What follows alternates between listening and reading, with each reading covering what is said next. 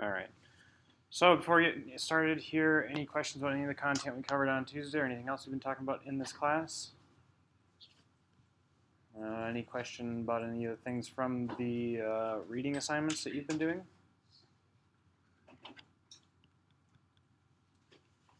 All right then. So on the agenda for today, a couple new things. We're going to talk about logical operators. That's not logical operators, that's relational operators.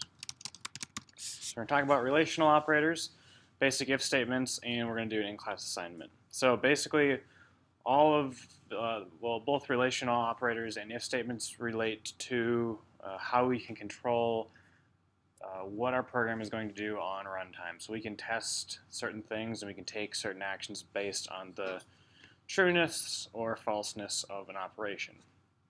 So the first new thing that we're going to introduce is relational operators.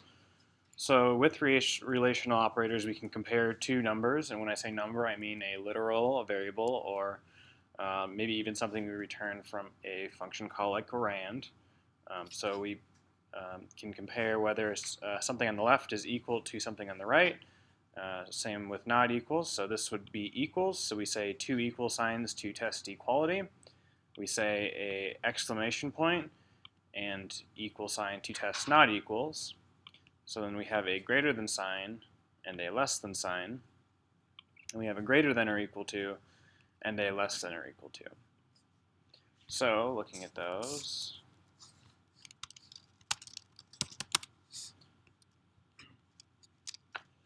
all the stuff I have. So let's say we wanted to test and see if 10 equals 10. That's how we would write that expression. Or let's say 10 is greater than or equal to 10. These are all true so far. So let's say we had 10 is less than 10. Obviously that wouldn't be true.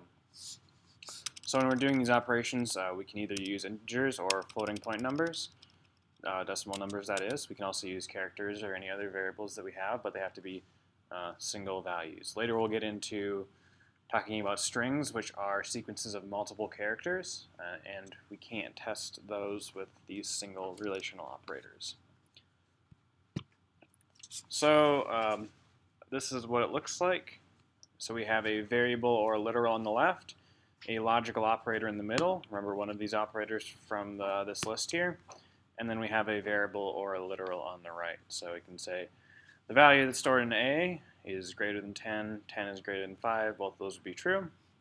So the thing to remember is this resolves to 1 if the statement's true, and it resolves to 0 if it's false. So all of our relational operators will either evaluate to 1 if they're true. If this expression here is true, right here, it would evaluate to 1.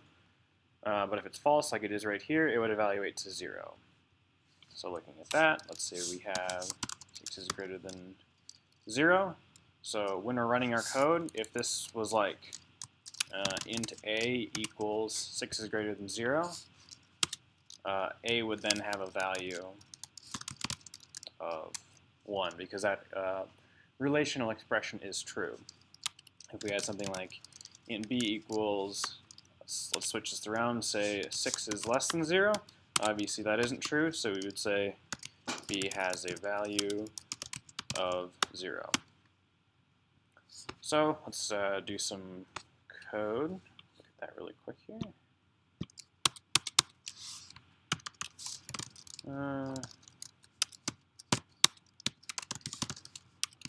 So we're including stdio.h so we can print stuff. We have our main function, which is where our code starts executing.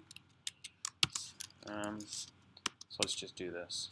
Well, right now what we'll do is I'll just read in a number. So we'll have int a, and we'll read in a single value.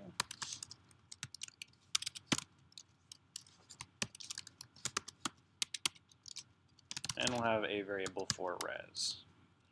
So that res is going to store, let's test if a is greater than 0. And then we'll just print out res is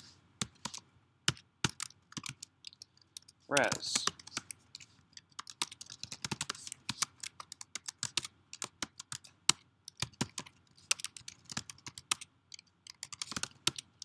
So 10, we put in 10, so that expression, remember,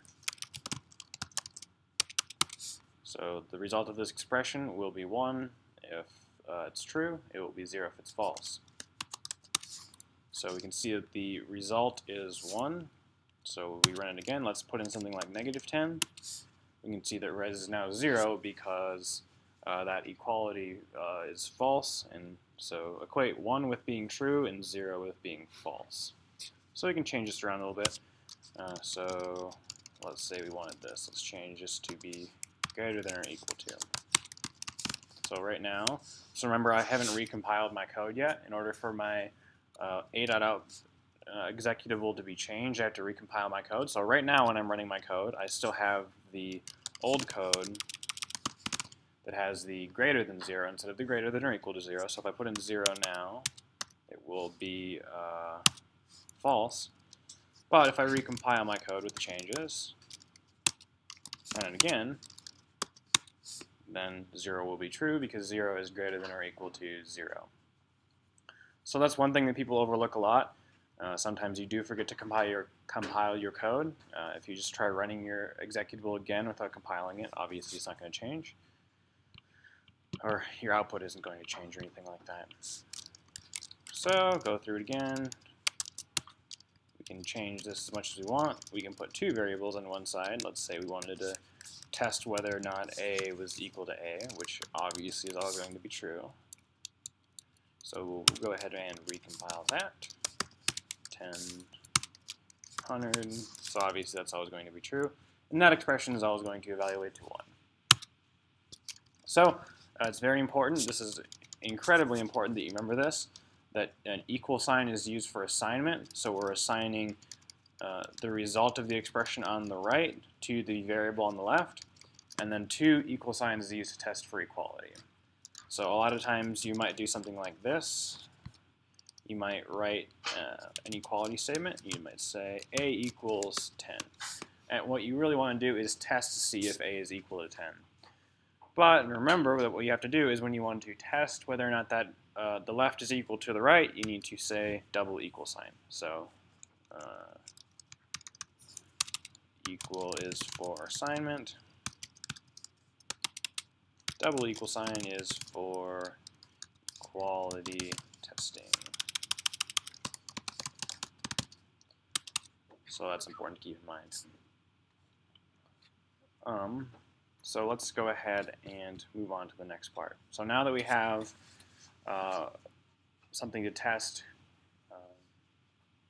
whether or not variables meet any of these conditions, we can actually use that to control how our code is moving, or how the execution of our program is working.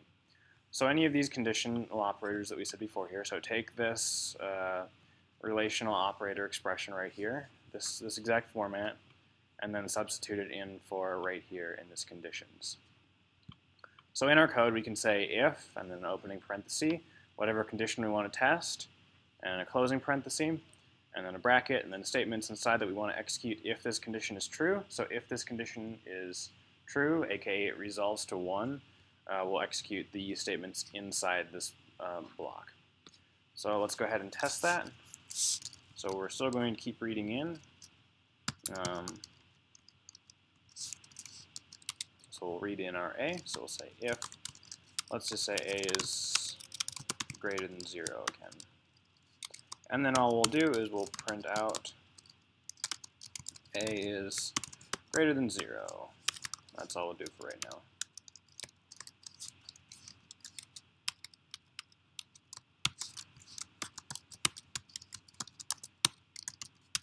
So remember, when we run our program, we are going to use that scanf to read in a value into A. So based on our if statement there, we do print out that A is greater than 0. Let's put -10. So when we do that, that if statement doesn't, or the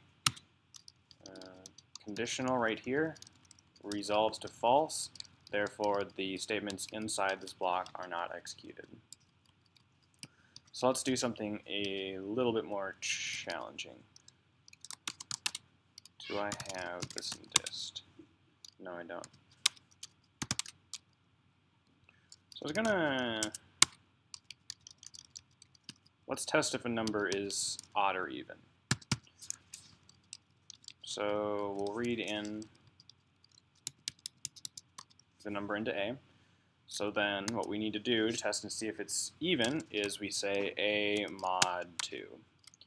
So when we divide something by 2, what should our remainder be if we are dividing an even number? Yeah, I heard 0. Someone mumble 0? All right.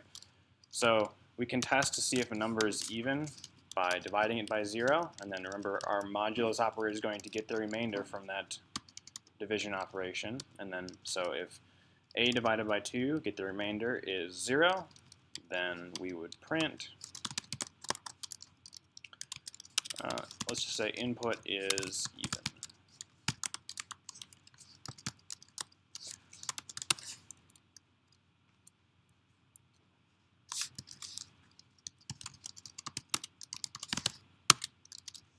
So 10. So we test to see if that is even, and then we output.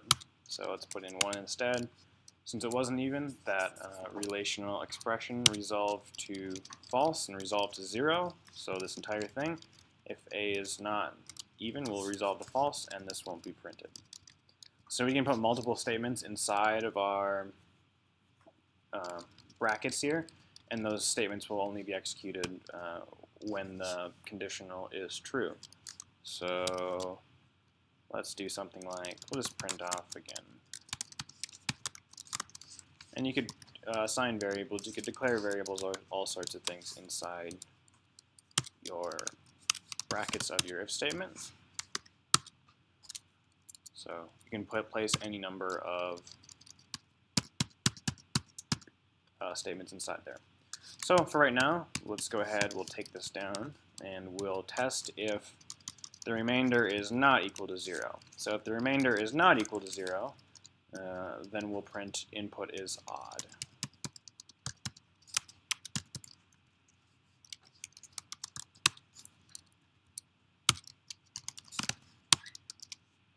So we put in 10, it says input is even. We put in 11, it will say input is odd.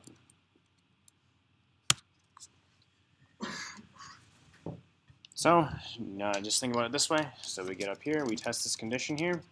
If that condition is in fact true, then we execute all the statements on the side here. If it's not, we just skip over until the next statement, and then we continue executing statements inside here. So one thing that's kind of interesting, so you notice how we put this return here at the bottom? So we can actually return at different points inside our code, and what happens when we return is we immediately stop executing. So right now what happens is we test this conditional. We test to see if A divided by 2 get the remainder is 0, and we print this, but we also go ahead and continue testing these statements down here. So let's say I'll put another statement down here.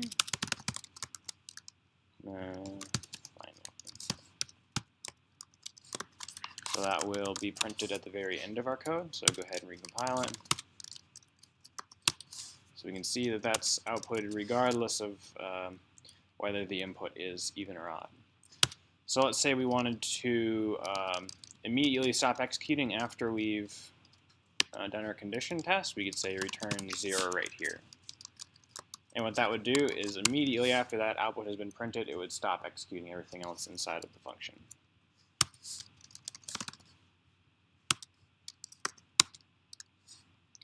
So we can see since we put a return 0 inside of our if statement, it returned immediately and there was no finally printed.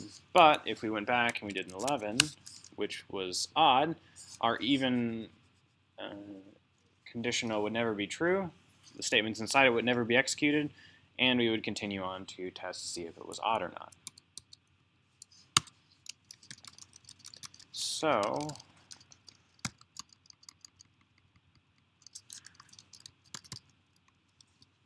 what else did I want to do?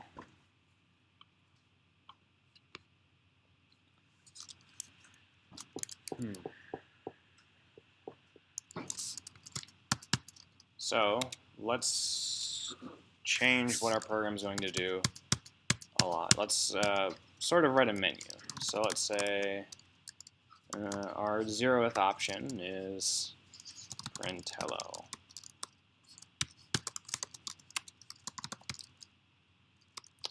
We'll say our first option is to add two numbers.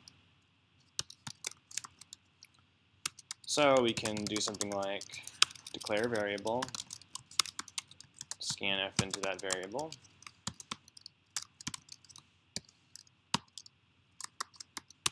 and we can say if a equals 0,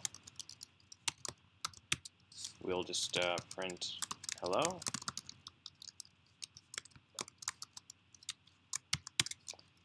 If a equals 1, then we could declare some variables.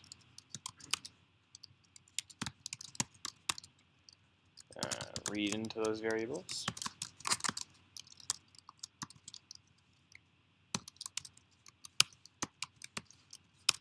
Not A, B.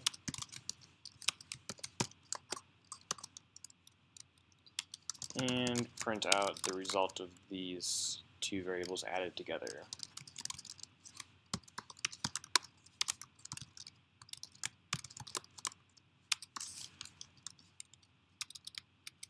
So any of the operations we've talked about so far can be nested inside an if statement, and you can have as many operations inside an if statement as you want to. That's completely valid. So let's just go ahead and test this code really quick. I meant that to be in A and not an I.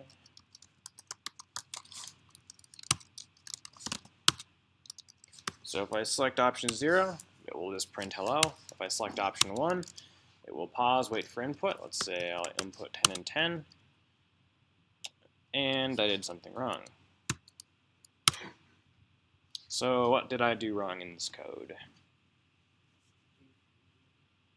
Why no?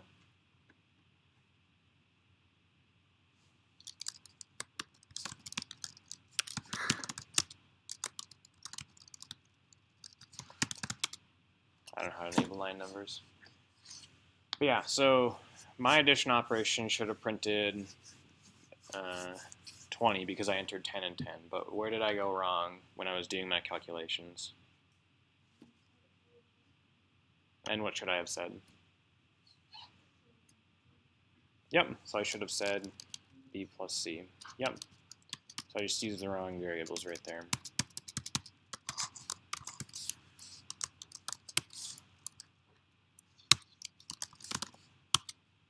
So now when I go to add two numbers, it will print the result of that instead of being incorrect. So another thing that we can do,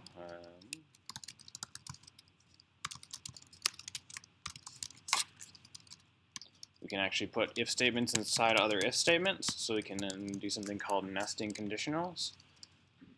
So let's say I wanted to go ahead and test if the result from our addition operation was even or something like that. So we'll say res mod 2 equals 0.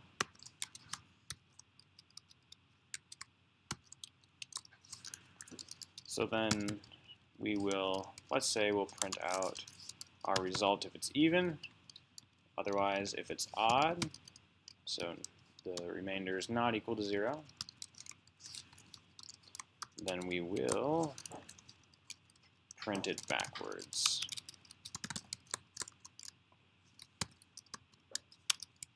I don't know why we're printing, I'll just print it backwards because it's interesting.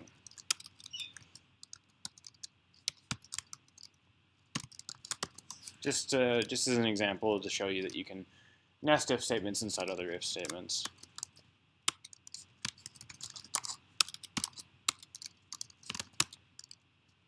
So again, option 0 will print hello, and then we enter 1. Let's say we've entered 10 and 10. So that'll print it in order. But let's say our result is odd, then it'll print it backwards. So there's that. So that's pretty much if statements. So just anywhere you can put code, you can put an if statement.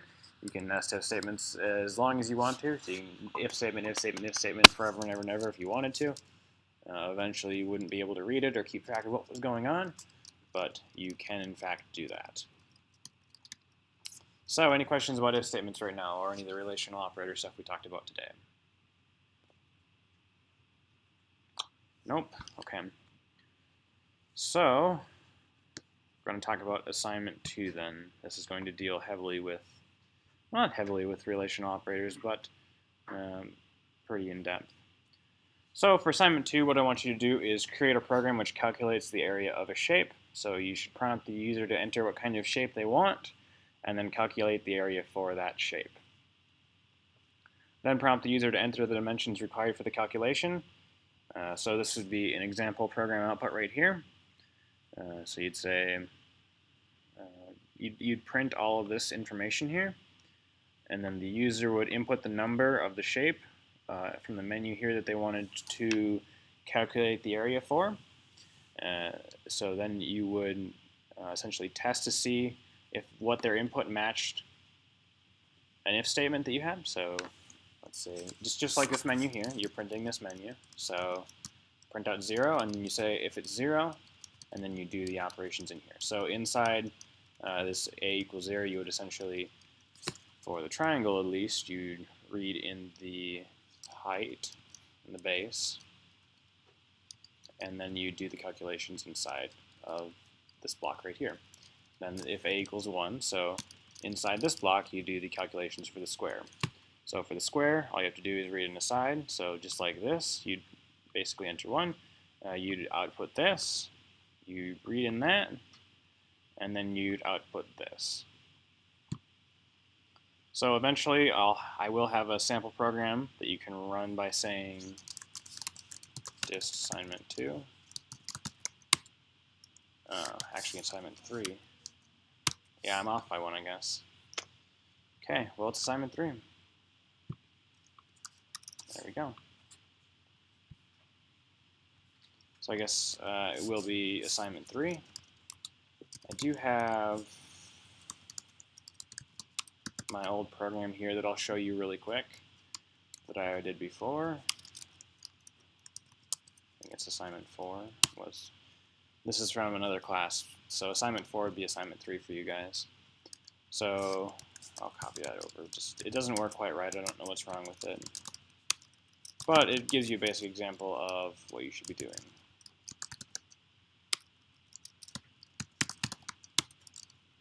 So from your perspective, eventually I'll fix it to be perfectly correct, but you would run dist assignment 3. And then let's do a rectangle. Well, let's not do a rectangle because it's broken.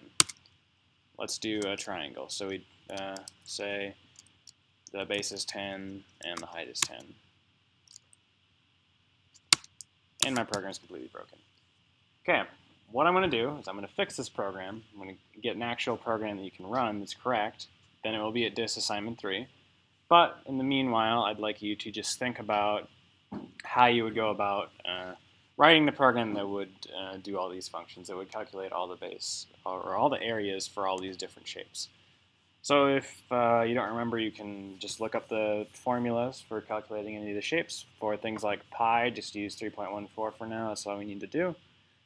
So realistically, your program is just going to be basically printing out the menu. So it's very similar to this example. So at the very top, you'd print out all the options that the user can take, have a variable that you read in what choice the user made, and then inside each of these if statements, read in the required dimensions, or prompt the user for the required dimensions, read in the required dimensions, do the calculations, and output the area of the shape is, whatever the area is. So it's also worth noting that you are going to need to use decimal numbers, so the user must be able to enter decimal numbers. So every single variable except for your menu, or the variable that reads in for the menu that decides which shape the user wants to enter, should be a double. So just keep that in mind, that you need to be able to enter decimal numbers. All right then. Then finally what we're going to do today is for the rest of class, I want you to work with some if statements. So I want you to read in two numbers, A and B. So print less than if A is less than B, print greater than if A is greater than B, and print equal to if A is equal to B. Sound good? So that's going to be due next Friday at midnight. I will add that right now.